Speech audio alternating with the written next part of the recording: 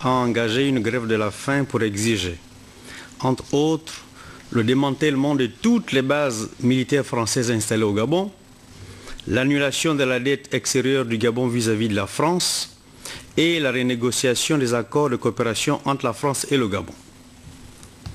Suite à la dégradation de son état de santé, le gouvernement de la République, à travers le ministère de la Santé, des Affaires sociales, de la solidarité de la famille, a dépêché auprès de ses compatriotes une équipe de médecins pour lui administrer, avec le concours des membres de sa famille, des soins visant à stabiliser son état de santé.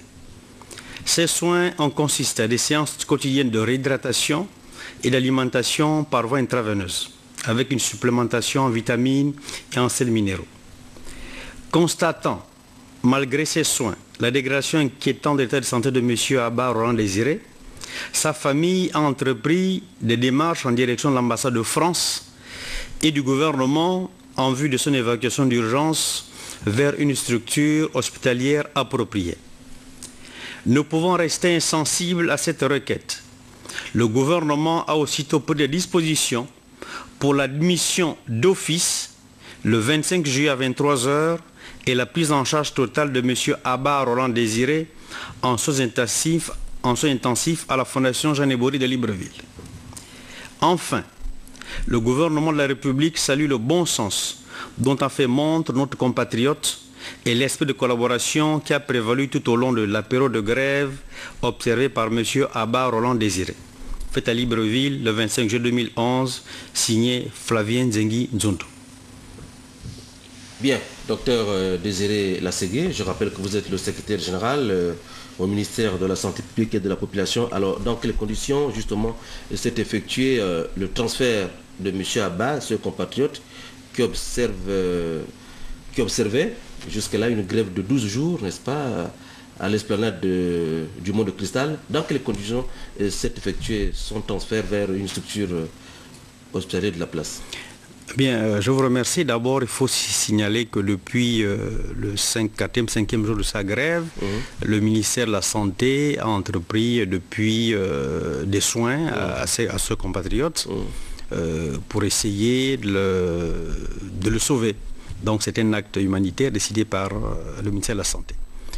Et donc devant cette requête des parents élevant la dégradation de son état de santé, le gouvernement a décidé une admission d'office avec le concours du ministère de l'Intérieur et du ministère de la Santé.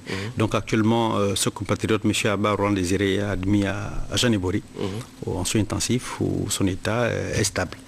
Son état est stable pour assurer ses compatriotes qui l'ont vu depuis plus de 10 jours là, à l'esplanade de l'hôtel Le Mont de Cristal, pour rassurer sa famille.